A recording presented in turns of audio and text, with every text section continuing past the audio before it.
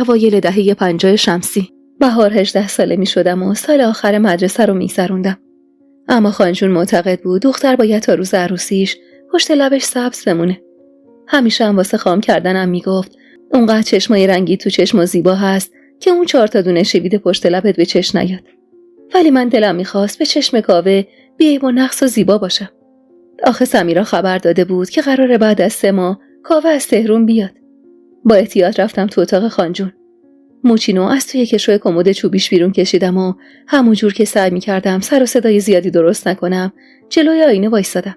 و چند تا تار موی زمختی که پشت لبم سبز شده بود و حسابی تو ذوق می‌زد و از ریشه در آوردم.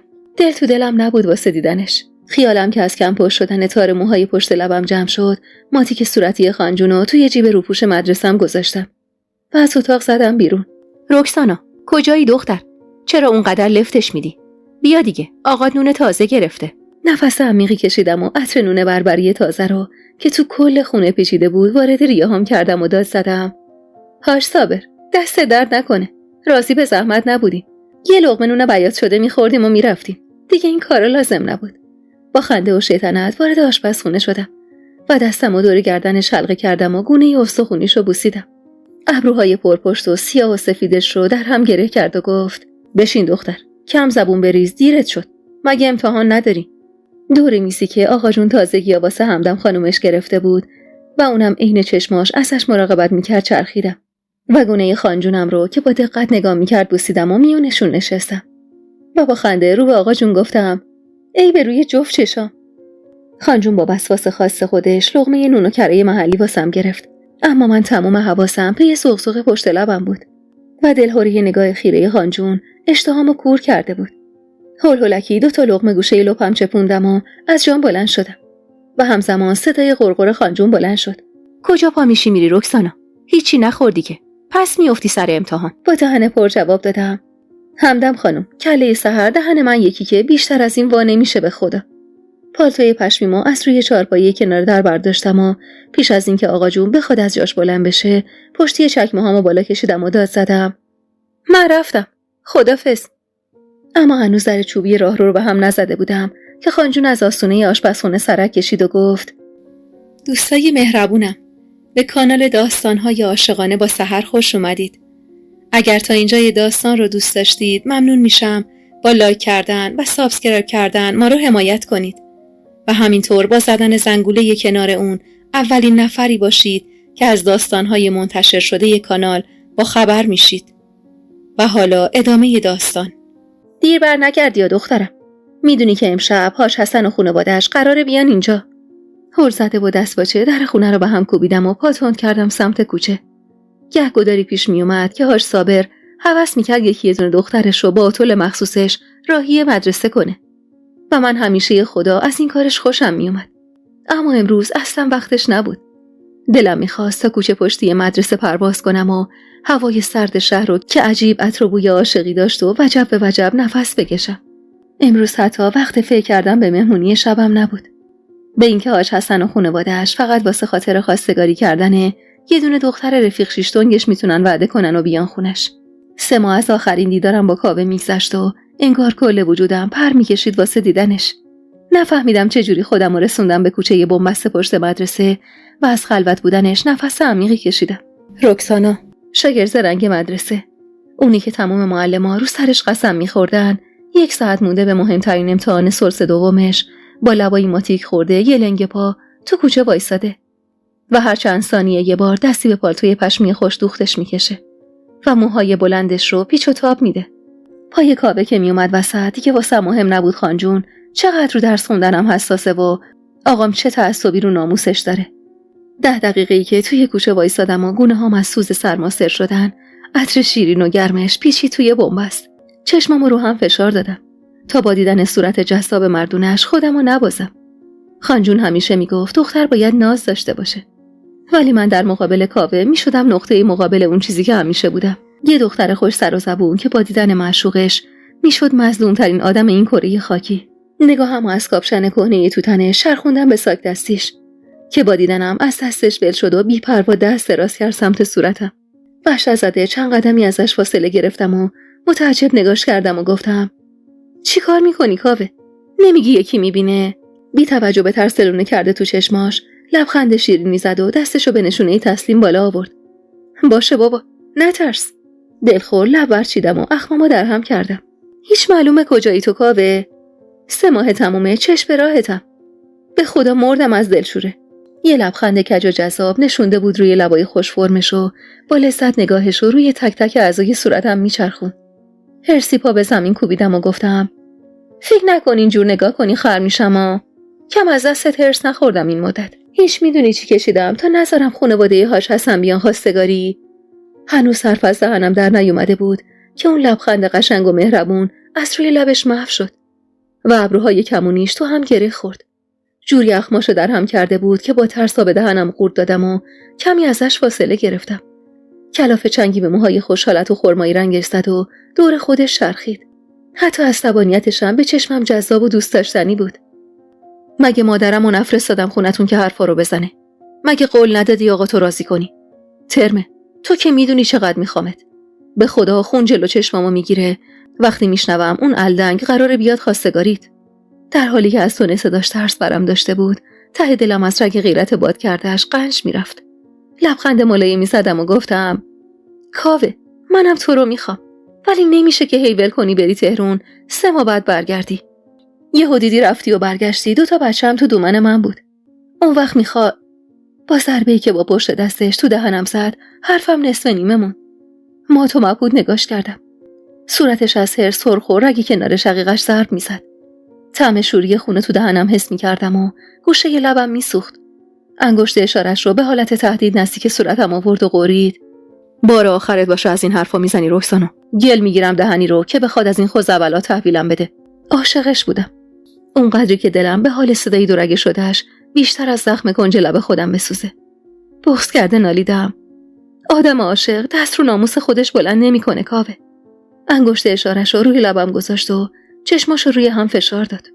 تو که میدونی من چقدر رو تو حساسم. پس نزن از این حرفا رکسانا. اگه میرم تهرون فقط واسه کاره. واسه اینکه این جیب بی صاحب زودتر پرشه. که آقات کمتر تو سرم بزنه بی کس و بی پول بودنمو. با دلخوری ازش فاصله گرفتم و گفتم من دخترم کاوه. اجازه ی هر دختری دست آقاشه. دیر به جنبی ناموستو میشونم پای سفره عقد با پسر حاج حسن. امشبم قراره بیان خواستگاری. به خیال خام خودم تیر خلاص بود.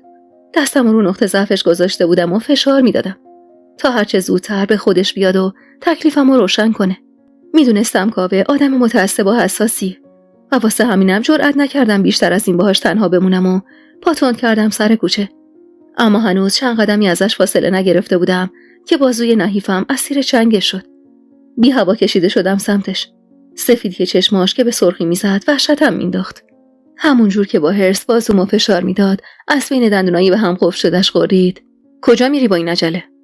آب دهنمو با ترس قورت دادم و گفتم امتحان دارم، دیرم میشه.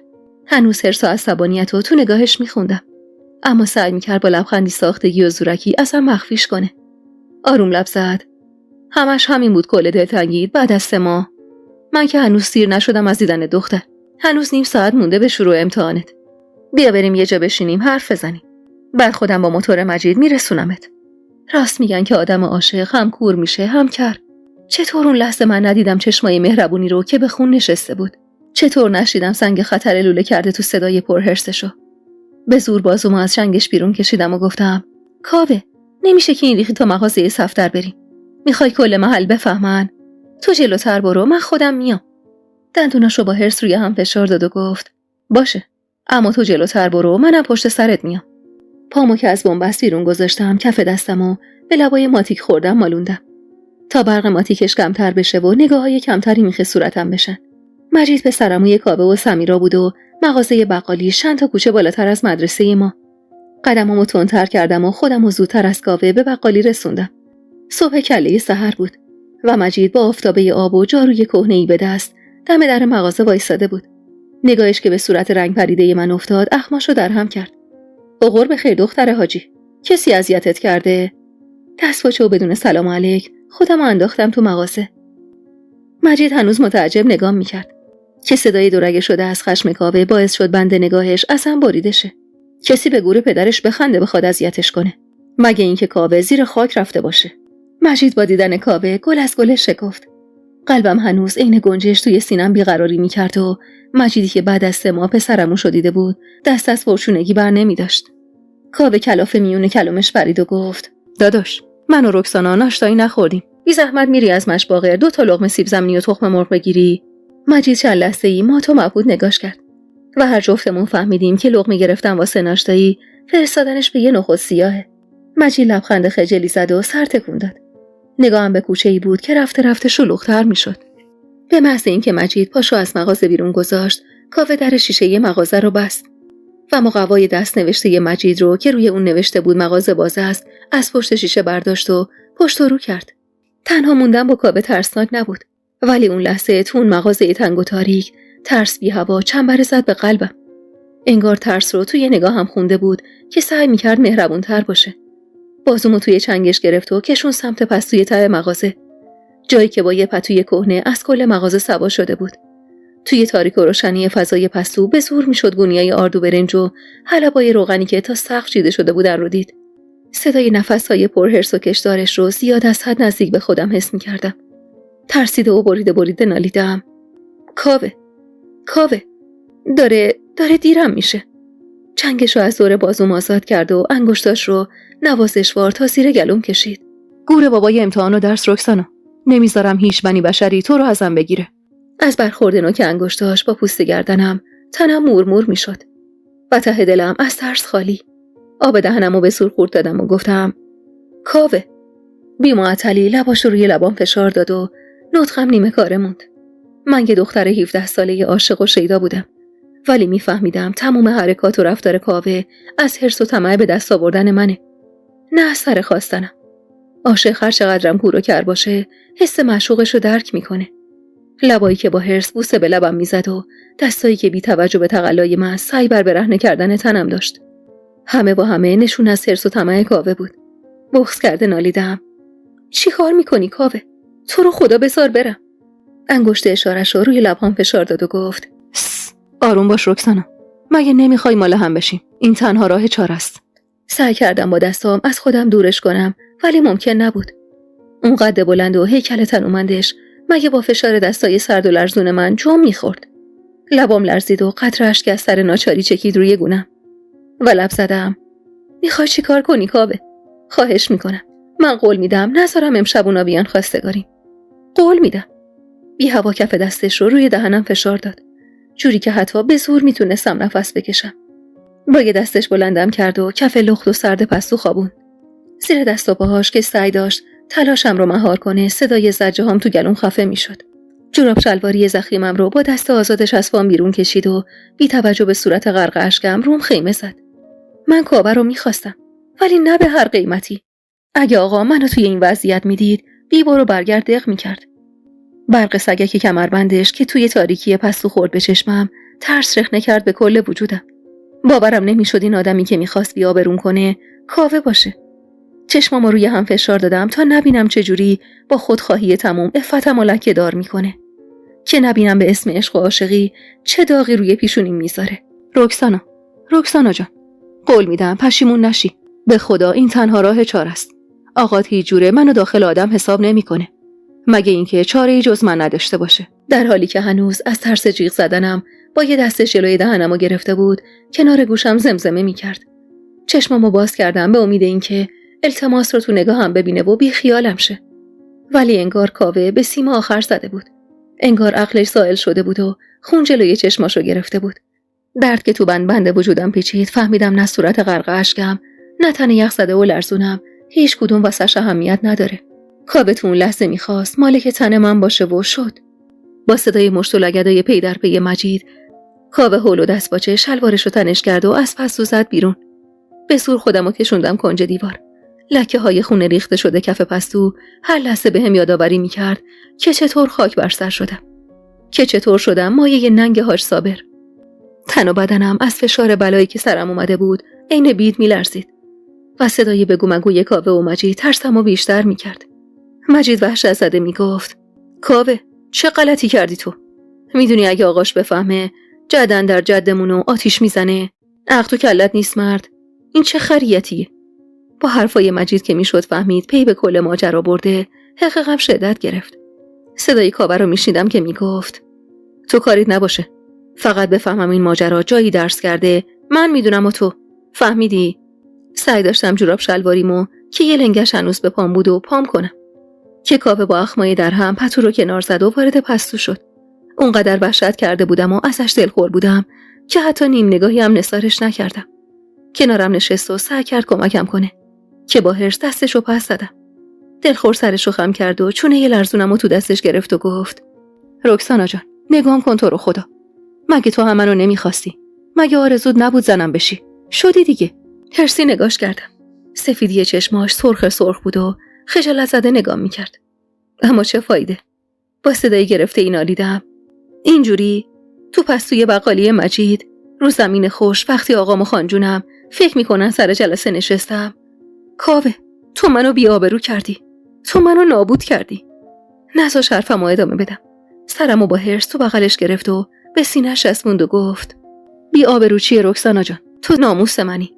فقط این کارو کردم که آقات نتونه نبیاره. وگرنه تو که میدونی تا حرف از ما بهتر اونا پیش باشه کسی نمیگه کاوه بی پشت و پناه خرش بچن. چرا حس میکردم دیگه هیچ حسی بهش ندارم. با اینکه جسماً درد داشتم ولی درد روحم خیلی بیشتر بود. درد بلایی که نه فقط به سر خودم که به سر خانواده‌ام اومده بود. بوسه‌ای به پیشونی سردم زد و با دو دستش صورتمو قاب گرفت و گفت رکسانا جانم، ازم دلخور نباش. به هم حق بده که بعد از این همه سال که عاشقت بودم بترسم از این که مبادا از دستت بدم. همون جور که اشک میریختم نگاش کردم. کاوه 7 سال از من بزرگتر بود و خیلی بهتر از من راه و چاه خام کردنم و بلد بود. وقتی دید جز گریه کاری نمی کنم لبخند زد و دستمو تو دستش گرفت و آروم سمسمه کرد. قول میدم پشیمون نشی رکسانا جان. قول مردونه. سر زده بودم تو سیاهی چشماشو. تمام فکر و ذهنم پی آینده‌ای بود که کاوه ازش حرف میزد. پی مهمونی اون شب. پی امتحانی که از دست داده بودم و بدتر از همه عفتی که لکه‌دار شده بود. کاوه از عشق و عاشقی حرف میزد و من هر لحظه بیشتر از قبل شور به دلم میافتاد. چه بلایی قرار بود سر آیندم بیاد. آقام هیچ جوره با کاوه کنار نمی اومد. توی تمام این سالها هر بار که هاش خانم و زندایی فوزی اومدن خونه واسه راضی کردن آقام تیرشون از شله در نیومده به سنگ خورده بود. آقا معتقد بود این خانواده بسته تن ما نیستن و حتی دایی رضا هم خبط کرده ازشون دختر گرفته. ولی این حرفا به خرج دل من نمیرفت. خوب یادمه تو همون بحبوحه‌های جشن عروسی دایی رضا بود که برق نگاه کاوه به دلم نشست. قد بلند و چارشونه و چشم و ابروی سیاهش و گره اخمی که همیشه که خدا در هم بود عجیب به کام من شیرین میشست.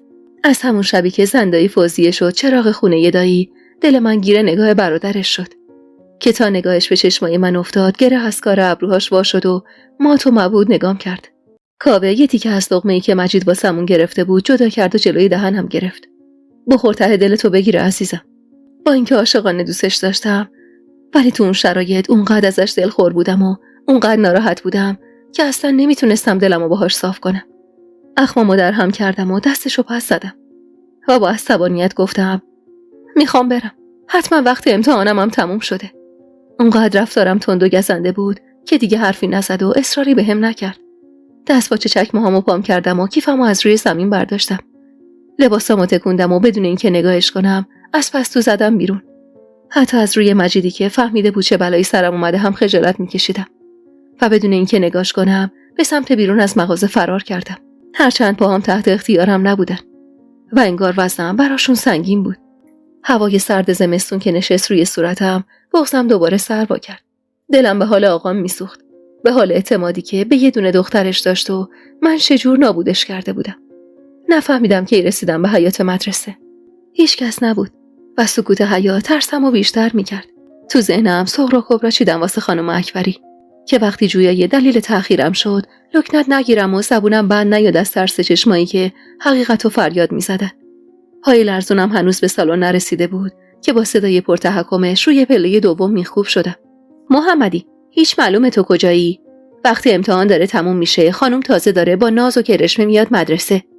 آب دهنمو با ترس قورت دادم و سر چرخوندم سمتش. کت و دامن گشاد خاکی رنگی تنش بود و موهای مشکی پرکلاقیش رو از پشت سر خیلی سفت و محکم جمع کرده بود. دستپاچه لبخند زدم. سلام خانم، ببخشید، سر خیابون یه موتوری بهم زد. یکم پام درد گرفته، واسه همین. جوری با شک به سر تا پام نگاه میکرد که حتی نتونستم حرفمو کامل بزنم. یه تای ابروی نه خرقه‌ایشو داده بود بالا و مشکوک به روپوش سرمه‌ای خاک گرفتم نگاه میکرد. چیزید که نشده. حالمو که پرسید کمی دلهرم کمتر شد. دستی به ساق پام کشیدم و صورتمو در هم کردم و گفتم نه خانم، فقط یکم کوفته شده، همین. با اینکه هنوزم با شک نگاه میکرد سر تکون داد و گفت یالا برو تو، خدا رو شکر کن شاگرد ممتاز مدرسه‌ای، وگرنه نمیذاشتم بری سر جلسه. نفس عمیقی کشیدم و ازش تشکر کردم و دویدم سمت سالن. با صدای پاهام بچه‌هایی که سرشون خم شده بود روی برگه امتحان سر بلند کرده و نگام کردن. حس می‌کردم نگاه هر کسی که بهم میفته میفهمه چه بلایی سرم اومده. احساس می‌کردم از شدت شرم و خجالت گونه‌هام گر گرفته. هر زده پاتون کردم سمت صندلی فلزی که اسمم روش نوشته شده بود. خانم اکبری برگه امتحانم رو واسم آورد و من دستپاچه شروع کردم به نوشتن هر چیزی که توی ذهنم مونده بود. کم کم سالن خالی شد و من تنها کسی بودم که سعی داشتم با ذهن داغونم کلنجار برم و جواب آخرین سوال برگه رو از فکر مشوشم بیرون بکشم. صدای کفشای ناظم مدرسه تمرکزم و بیشتر از قبل هم میریخت. کلاف برگه امتحانیم رو سمتش دراز کردم و از خیر نمره کامل گذشتم و از سالن زدم بیرون. هنوزم دلهره داشتم. دلهره برگشتم به خونه و چش تو چش شدن با آقا جون و خان جون که یهو صدایی منو از افکارم بیرون کشید. هی رکسانا، کجا موندی تو؟ داشتم پس میافتادم از ترس. سرد و بیروح نگاش کردم. سمیرا خواهر کوچیکه کاوه و زندایی فوزیه بود. خبررسون کاوه و رفیق گرماوه و گلستون من. اما من انگار اون لحظه از سمیرا هم دلخور بودم. اخمامو در هم کردم و گفتم ترس چرا؟ انگار از نگاه سرد و اخمایی در همم حسابی جا خورده بود. کمی منومن کرد و گفت چه میدونم؟ آخه دیر اومدی، گفتم نکنه بلایی سرتون اومده. مسخره بود فکرایی که اون لحظه از سرم میگذشت. فکر این که نکنه سمیرا از همه چیز خبر داره و عمدن منو کشونده کوچه پشتی مدرسه. سرمو تون تون تکون دادم تا افکار مزخرف دست از سرم بردارن و راه افتادم سمت خونه. سمیرا هم این جوجه اردکی که راه مادرش رو پیش میگیره پشت سرم راه افتاد و همونطور که میومد گفت رکسانا چت شده؟ نکنه با کاوه بحثت شده؟ تقصیر من بدبخت بی‌نوا چیه این وسط؟ چرا با من قهر کردی؟ عصبی برگشتم سمتش و گفتم چی میخوای از جونم؟ برو رد کارت، بذار به درد خودم بمیرم. اونقدر ترس و دلهره داشتم که خون به مغزم نمیرسید و تموم حرصمو سر سمیرای بیچاره خالی کردم. مات و مبهوت نگام کرد و انگار که رفتارم خیلی واسش سنگین تموم شده باشه اخماشو در هم کرد و بی حرف راهشو کج کرد و رفت. وقتی وسط کوچه تنهام گذاشت غمم 2 برابر شد و قدمم سنگین تر. انگار یکی به پام افتاده بود که نرم خونه. ترس بود یا وجدانم نمیدونم، ولی اونقدری میدونم که تا دمدمای ظهر تو کوچه پس کوچه های محل پرسه زدم و با صدای مؤذن مسجد محل بود که تازه به خودم اومدم. وقت نماز ظهر بود و من هنوز آواره کوچه ها. ناچار قدم برداشتم سمت خونه. تا کی میخواستم تو کوچه ها بگردم. دست لرزونم که روی زنگ در حیاط نشست نفس عمیقی کشیدم و لبمو به دندون گرفتم. طولی نکشید که خانجون چادر رنگی به سر در رو واسم باز کرد. از روی مهربونش خجالت میکشیدم و سعی میکردم نگاهمو از نگاهش بدزدم. زیر لب سلام کردم و از زیر دستش وارد حیاط شدم. چقدر دیر اومدی مادر؟ نگرانت شدم. با خودم گفتم حتمی امتحانت خیلی سخت بوده. آره. همونجور که سعی داشتم چکمه‌هامو از پام در بیارم دست با چه سر تکون دادم و گفتم آره خانجون خیلی. حرف که میزدم صدام میلرزید. خانجون نزدیکم شد و در چوبی خونه رو باز کرد. پس برو استراحت کن، من خودم بساط مهمونی شب حاضر میکنم. زیورم اومده کمکم. حرفی نزدم و از خود خواسته راهمو کش کردم سمت اتاق. اما انگار خانجون به رفتار زیاد از حد آرومم شک کرده بود که پشتبندم وارد اتاق شد و دست به کمر زد و گفت تو چرا لخت اومدی تو این هوا؟ پس پالتویی که صبح تنت بود کو؟ انگار یه پارچه آب یخ خالی کرد رو سرم. پاهم از ترس بی‌حس شد و دستام شروع کردم به لرزیدن. فکر پالتویی که تو پس توی مغازه مجید جا مونده بود روح از تنم جدا می‌کرد. ترسیده نگاش کردم. حس می‌کردم تمام اون چیزی که توی این چند ساعت بهم گذشته رو میتونه از تو نگاهم بخونه. بی فکر و معطلی دور و برمو نگاه کردم و گفتم آخ اونقدر حواسم پرت بود که جا گذاشتم رو صندلی. هنوز مات و مبهوت نگام میکرد و من زیر نگاه تند و تیزش داشتم آب میشدم. قدم که برداشت سمتم ترسم بیشتر شد و اشک و جوم آورد پشت پلکام. پشت دستشو گذاشت روی پیشونی و نگاه نگرانشو روی صورتم چرخ داد. ترم مادر، تو تب داری. هیچ معلومه حواست کجاست. نگاه تو رو قرآن. تو این هوا لخ برگشتی خونه، خب معلومه میچایی دیگه. اینجا چی شده؟ نکنه از دیشب تب داشتی که تبخالم زدی؟ ای خدا، من چرا نفهمیدم آخه؟ گیج و گنگ دست گذاشتم گوشه ی لبم، جایی که خانجون بهش اشاره میکرد. جای سیلی آبداری بود که کاوه نثارم کرده بود و من پاک فراموش کرده بودم. نگرانی و اضطراب خانجون حالمو خراب میکرد. هرسی رو پوشم و از تنم در آورد و داد زد. زیور، یالا یه تشت آب ولرم بیار با یه حوله. به زور بغضم و خورد دادم و دستشو با ملایمت پس زدم و گفتم خانجون من خوبم، میخوام برم حمام. یه سرماخوردگی ساده که اینقدر دلم شنگه به پا کردن نداره. هنوز با نگرانی نگاهم میکرد که از توی کشوی کمد چوبی اتاق یه حوله برداشتم و راه افتادم سمت حموم. خانجون همیشه یه خدا نگران بود. نگران یکی دونه دختری که خدا بعد از کلی نذر و نیاز و التماس و دعا بهش داده بود. چپیدم توی حموم و همونطور که لباس تنم بود روی خودم آب میریختم. تنم به لرزه افتاده بود. نمیدونم راستی سرما خورده بودم یا ترس بلایی که کاوه به سرم آورده بود افتاده بود به جونم که عین بید میلرزیدم. همون جور که روی کرسی نشسته بودم با لباس و روی خودم آب میریختم، خانجون تقی به در فلزی حمام زد. رکسانا، چی کار میکنی اون تو دختر؟ یالا دست به جنبون. مریضی خوب نیست بیشتر از این تو همون بمونی. چشمی گفتم و سرسری دوش گرفتم و آبو بستم. سرم سنگین بود و چشمم از فرط گریه میسوخت. من دیوانه‌وار کاوه رو دوست داشتم. عاشقش بودم. ولی نه اون قدری که به خاطرش پا روی آبروی آقام بذارم. حوله رو دور خودم پیچیدم و در حمومو باز کردم. صدای پچ خانجون و آقا جون از پذیرایی می اومد. بچم حال نداره حاجی. یه خبر بده بگو بذارن آخر هفته بیان. با این حرف خانجون انگار جون گرفتم. تو این اوضاع روحی من اومدن خانواده حاج حسن قوس بالا قوس بود. سرمو به در چوبی مهمونخونه چسبوندم تا صدای آقامو راحت‌تر بشنوم. چی میگی زن؟ تو نمیدونی این دختر هر دفعه سر اومدن اینو بامبول در میاره و خودشو میزنه به موش مردگی؟ کل شهر حاضرن دخترشون رو 2 دستی تقدیم پسر حاج حسن کنن. اون وقت این دختر خیره سر من تاخش بالا میذاره. من که میدونم دردش چیه، ولی کور خونده. تو هم اونقدر پروبال بهش نده خانم. سنش داره میره بالا، خوبیت نداره بیشتر از این بمونه بر دل ما. تا همین الانشم کلی حرف پشت سرمونه که چرا هرچی خواستگار واسش اومده رد کردیم و لیلی به لالاش گذاشتیم. صداشون قدری پرتحکم بود که خانجون دیگه جرئت نکنه حرفی بزنه. ناامید و خسته راه افتادم سمت اتاق و هرچی بد و بیراه بود تو دلم نثار حاج حسن و پسرش کردم. همونجور با حوله گوشه ی اتاق نشستم و زانوهامو تو بغل گرفتم. قلبم بی‌محابا میتپید و سرم از هجوم افکارشون داشت میترکید. رکسانا مادر، چرا چیزی تنت نکردی؟ اینجوری که بدتر یخ میکنی. سرمو بلند کردم و سر زدم بهش. در حالی که یه بشقاب شلغم تو دستش بود، تو آسونه‌ای در اتاق وایساده بود و با غم نگام میکرد. بی حرف نگاش کردم. چشمای خمار سیاهش رو غم گرفته بود. خانجون میدونست دل یه دونه دخترش کجا گیره، ولی کاری از دستش بر نمی اومد. یادم اون شبی که حاج خانم و زندایی اومدن تا با آقام حرف بزنن و آقام حتی خونه نیومد تا باهاشون رو در رو نشه. وقتی مادرم به نیابت از اونا خواست چند کلوم باهاش حرف بزنه، آقام با تموم علاقه‌ای که با خانجونم داشت حسابی جنجال به پا کرد و باسش خط و نشون کشید. تو افکارم غرق بودم که خانجون نزدیکم شد و گفت بیا مادر، بیا یه قاچ از این بذار دهنت، رنگت شده این نهوگچ دیوار. میدونم ناراحتی مادر، ولی آقات این دفعه رو هیچ جوره کوتاه نمیاد. غمزده نگاش کردم و نالیدم. خانجون، ولی من اصلا هیچ حسی به پسر حاج حسن ندارم. لبخند شیرین و با نمکی زد که باعث شد صورت گردش گردتر بشه. تو خیال کردی من وقتی زن آقات شدم عاشق و شیدای پر سیبیلش بودم؟ به جون خودت حتی تا شب عروسیمونم ندیده بودمش.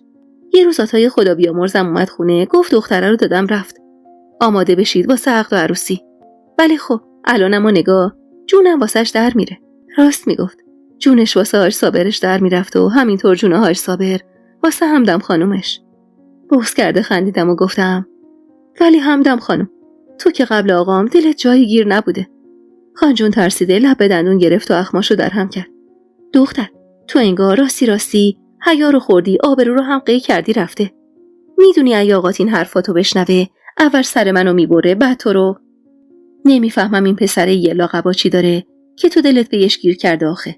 حتی دیگه روی اینو نداشتم که از کاوه در مقابل خانجونم دفاع کنم. انگار که با کاری که باهام کرده بود ارزشش رو پیشم از دست داده بود و حتی خودمم شرمم میشد ازش. سکوت کردم و خانجون به زور چند تا دونه شلغم چپون توی دهنم و آروم گفت ببین رکسانا، عمران پسر خوبیه. اونقدر خوب که آقات به خاطرش تو روی ننه باجی خانومم وایساد و نذاش اسم تو رو با پسر حاجم و بزرگ سر زبونا بندازه. تموم دخترای فامیل آرزوشونه بشن زن عمران. به سرو نجویده تکه شلغم توی دهنم قورت دادم تا بغضم باهاش مهار شه و سروا نکنه و بریزه رو گونم. تموم درد من توی اون لحظات و اون روز درد دامنی بود که به دست کاوه لکه دار شده بود.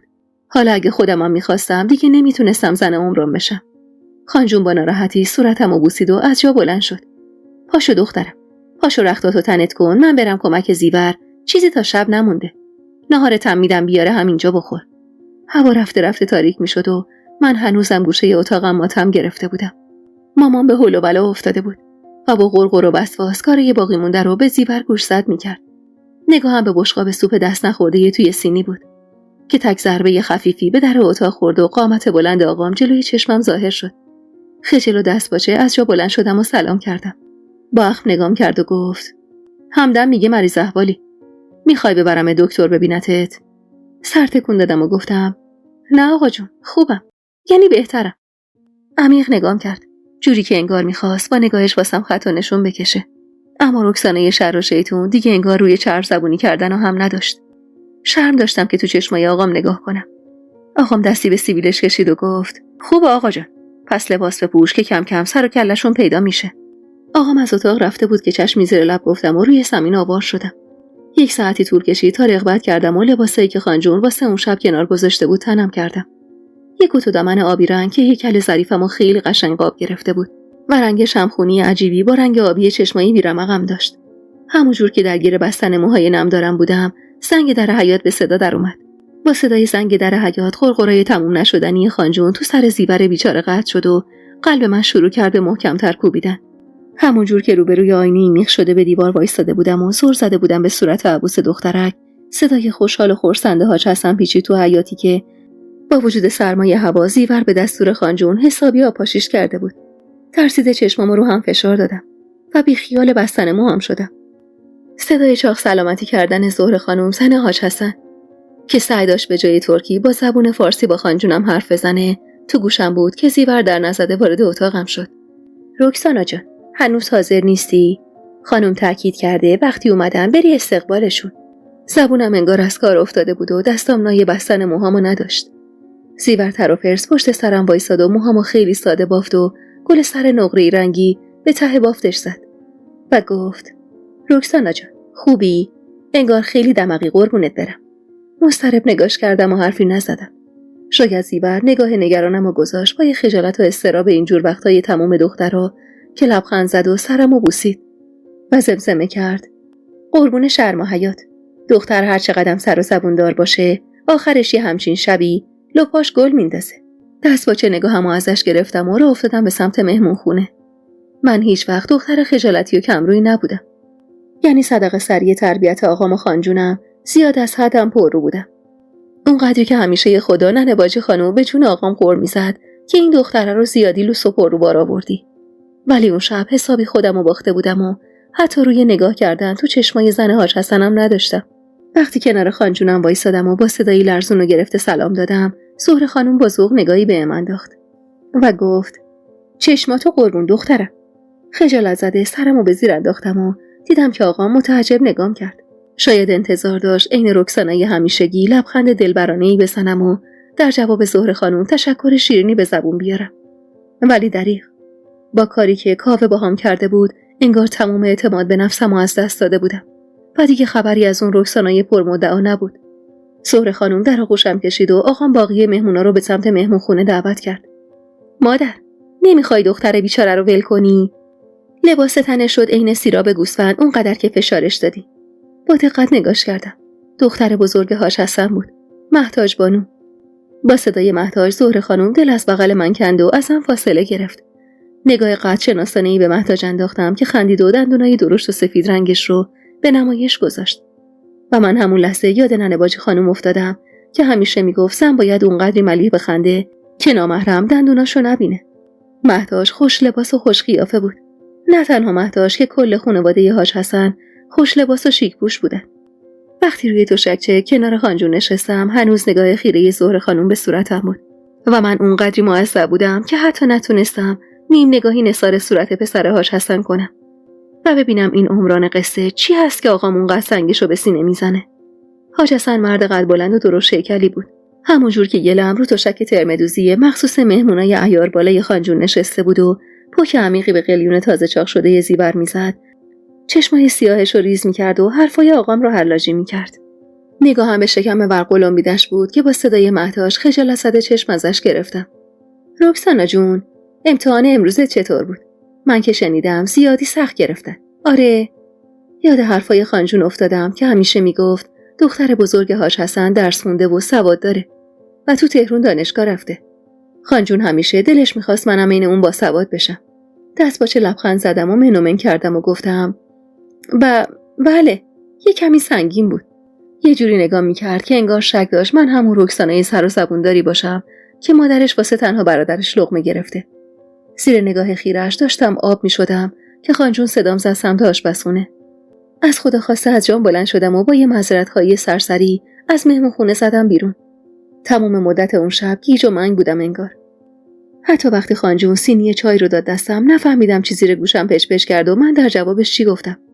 براهی مهمونخونه شدم. آقام با ذوق نگاه می‌کرد و حاج حسن با لهجه غلیظ ترکی از هم تعریف می‌کرد. عین دخترایی که از شرم و حیای خواستگار دست و پاشون گم می‌کنن، کل وجودم می‌لرزید. آخر از همه رسیدم بهش. یک گوشه تک و تنها نشسته بود. عین سیبی بود که با محتاج از وسط دو نیم شده بود. خوش چهره و خوش لباس. خیلی متین آقا یه استکان چای برداشت و معجوبانه لبخند زد. چقدر تموم رفتاراش به چشمم زیادی سنگین بود.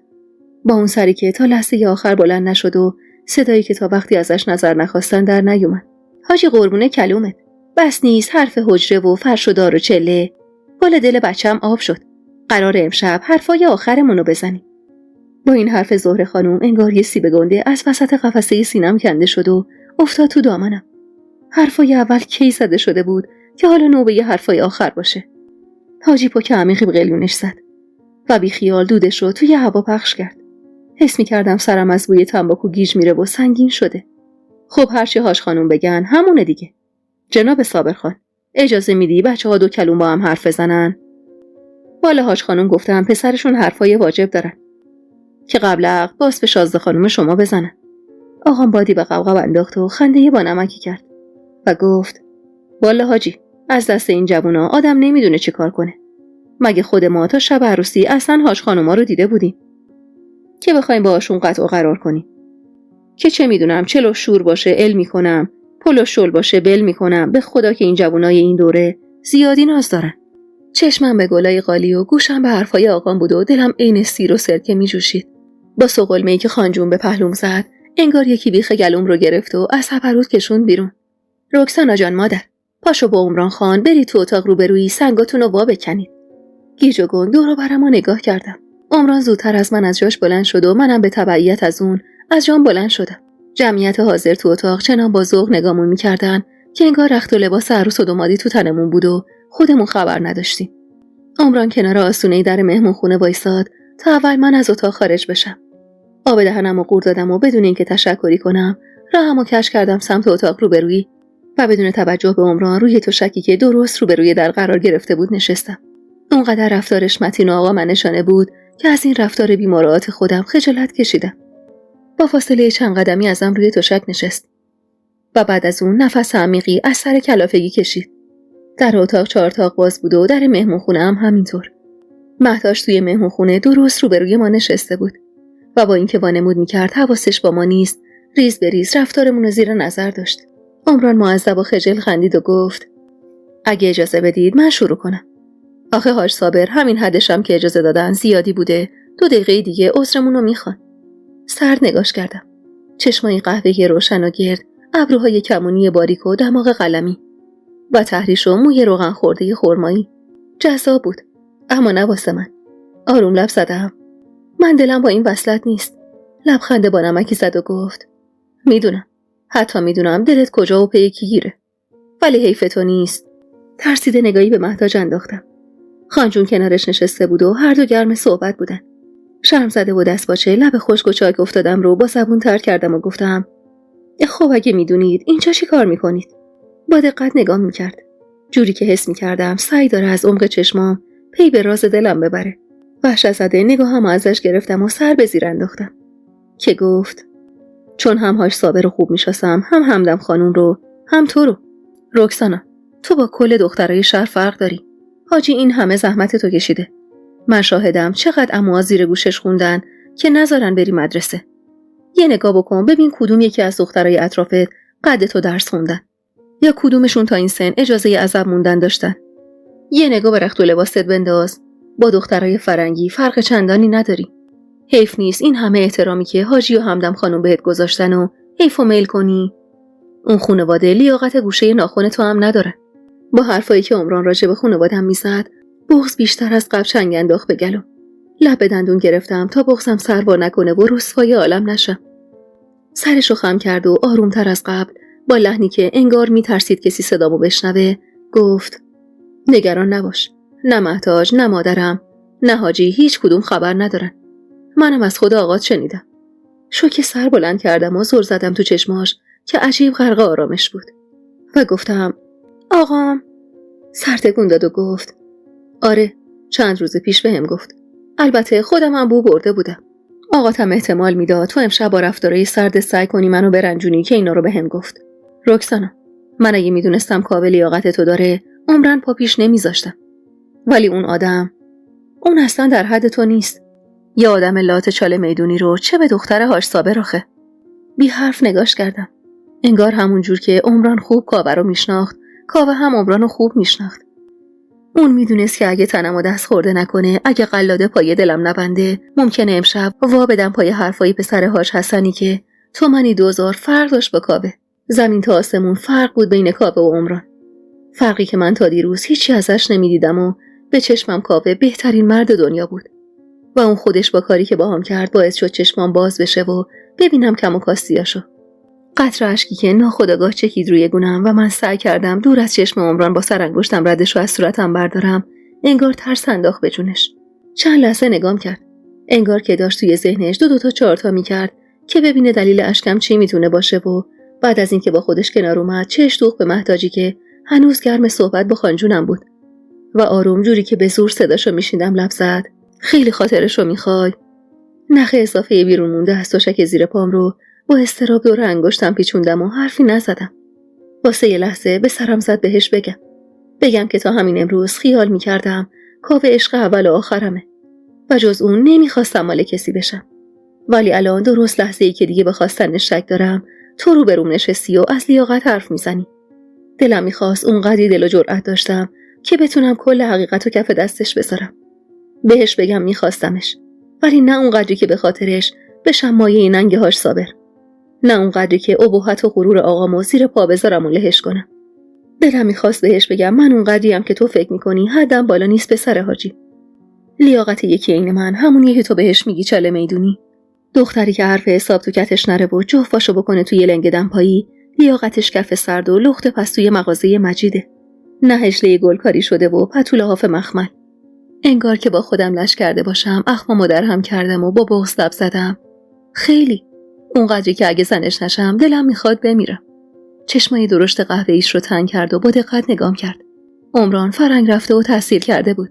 10 سالی هم از من بزرگتر بود و رفتارش در مقابل بچه بازی‌های من سیادی پخته و عقلانی بود.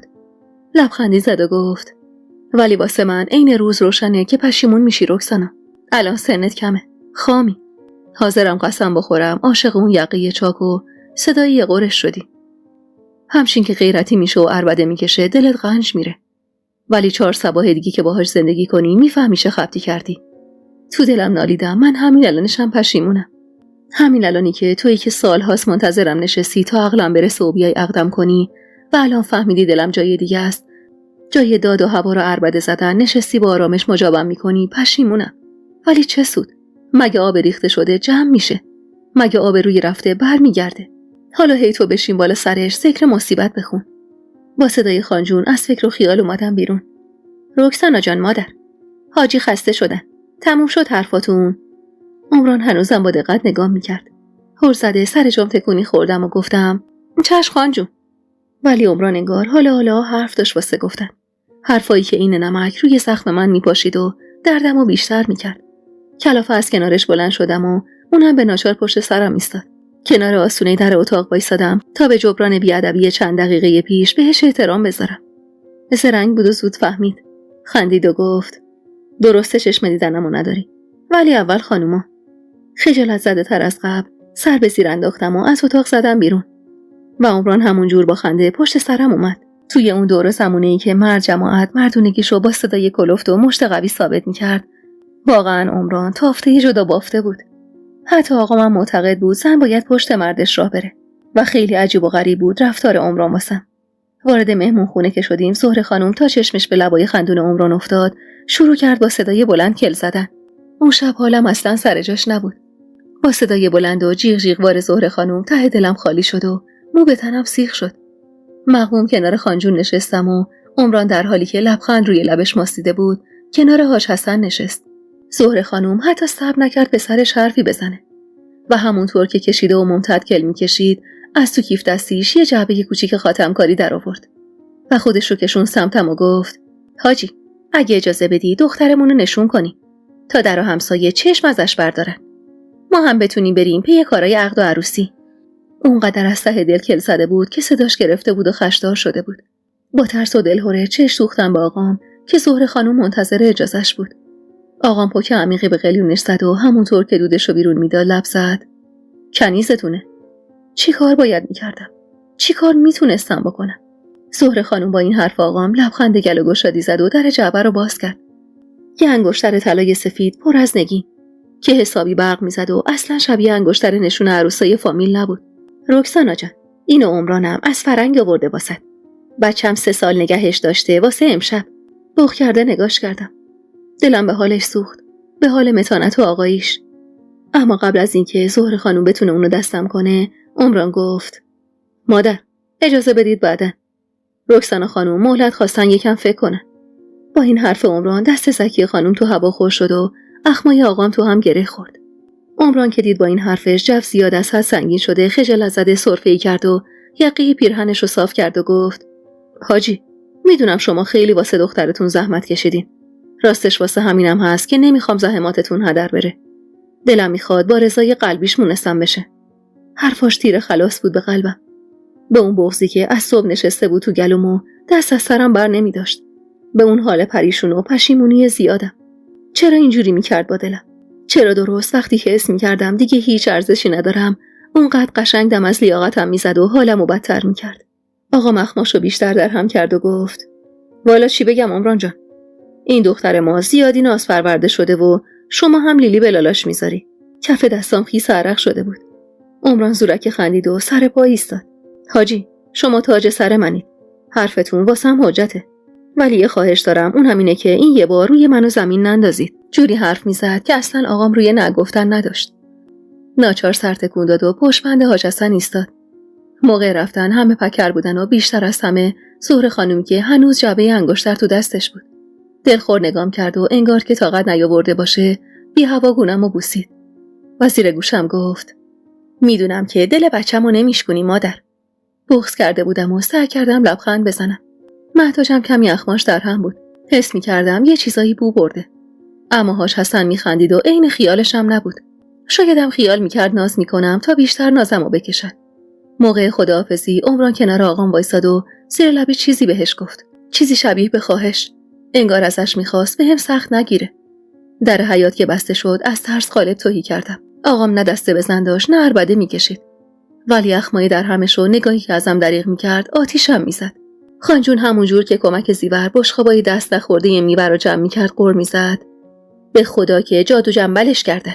یه نگاه این خانواده میارزه به 100 تای اون قشون. آخه بچه، عقلت کجا رفته؟ فکر چیو میخوای بکنی؟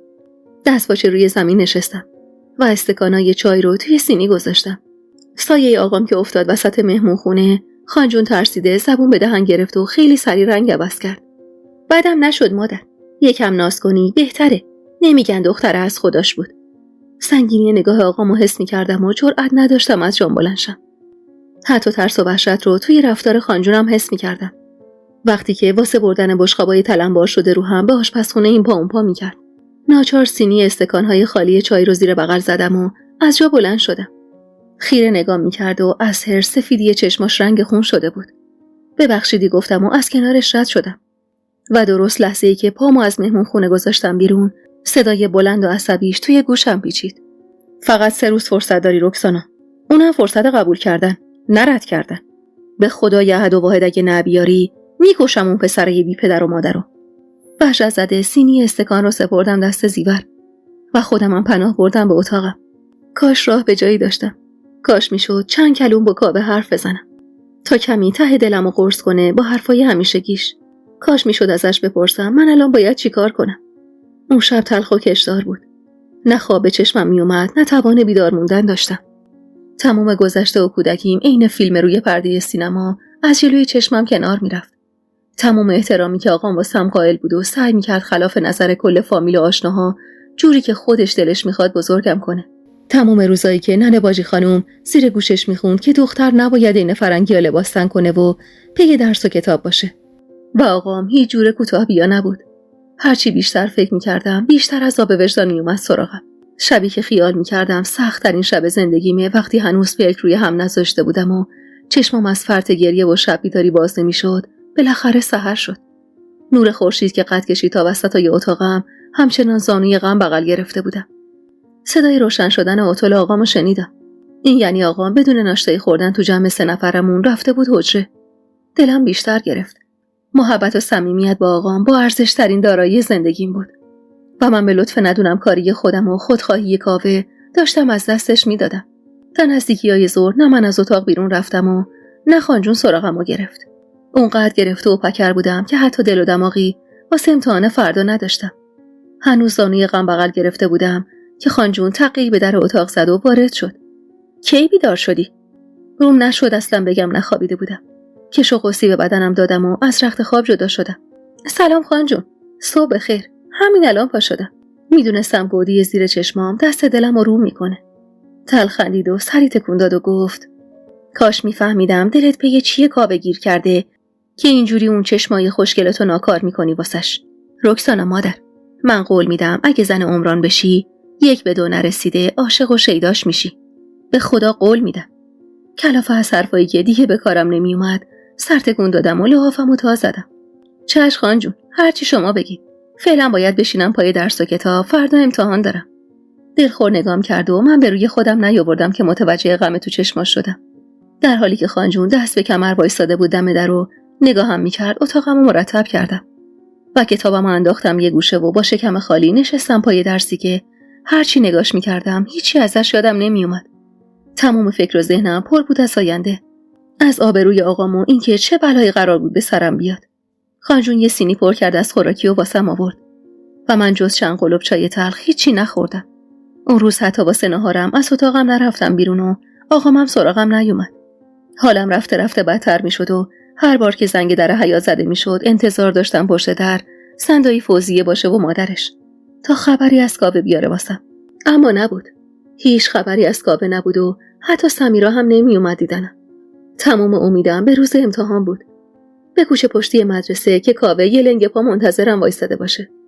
هولکی رو پوشی رو که شسته بودم تنم کردم و جوراب شلواریمو پام کردم و پالتوی کهنه و قدیمیم رو از توی کمد بیرون کشیدم. صدای روشن شدن اتول آقامو که شنیدم امیدم ناامید شد. آقام شمشیر رو واسم از رو بسته بود و نمیخواست لحظه‌ای تنهام بذاره.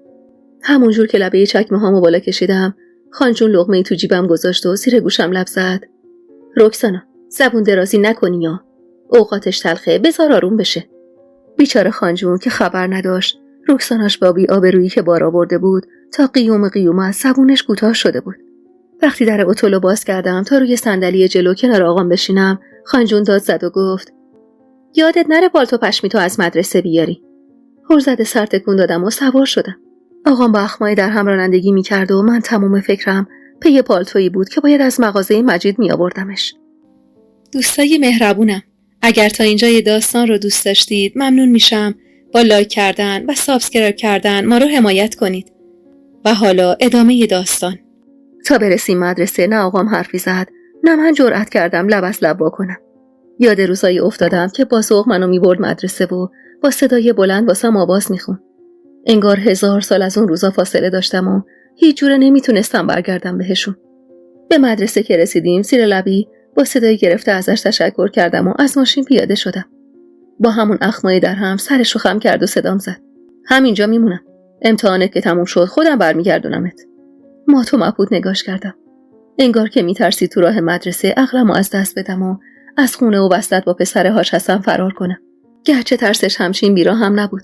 من تو همین کوچه پس کوچه ها پی عشق و عاشقی عفتمو جا گذاشته بودم و حاج صابر بی‌نوا خبر نداشت. بغض کرده چشمی گفتم و وارد مدرسه شدم. هیاهوی بچه‌ها به پا بود ولی من انگار دلمرده ترین آدم شهر بودم. با چشم پی سمیرا گشتم. گوشه حیاط نشسته بود و کتابشو با اضطراب ورق میزد. پاتون کردم سمتش و هر زده کنارش نشستم. سمیرا، برادرت کجاست؟ دارم بیچاره میشم. سرد نگام کرد و من اصلا یادم نبود 2 روز پیش چه رفتاری باهاش کردم که اینجوری ازم به دل گرفته. علیک سلام رکسانا خانم. من قبل اینکه خواهر کاوه باشم رفیقت بودم کلافه از این بحثی که میخواست پیش بکشه و اصلا وقتش نبود. نفس عمیقی کشیدم و گفتم سمیرا، ببخشید تند رفتار کردم باهات، ولی به خدا عین خر گیر کردم تو گل. اگه تو هم با هم بتا کنی کلام پس معرکه است. با صدای خانم اکبری که داد میزد بریم سر جلسه، سمیرا هر زده از روی پله بلند شد و من عصبی بازوشو چنگ زدم و گفتم سمیرا، لااقل به کاوه بگو فردا خانواده حاج حسن قراره بیان انگشتر دستم کنن. بغض کرده بودم و سمیرا با ترس نگام میکرد. تمام امیدم به کاوه بود که بیاد و نجاتم بده از این منجلابی که خودش واسم ساخته بود. سمیرا منو کرد و گفت رکسانا، داداش کاوه‌ام برگشته تهرون. انگار یه سطل آب یخ خالی کرد رو سرم. دهنم نیمه باز مونده بود و به زور حتی نفس میکشیدم. با تشر ناظم مدرسه سمیرا بازوشو از چنگم بیرون کشید و رفت و من موندم و ته مونده یه دنیایی که روی سرم آوار شده بود. نفهمیدم چطور وارد سالن امتحانات شدم و روی صندلی نشستم. کاوه رفته بود. به همین راحتی.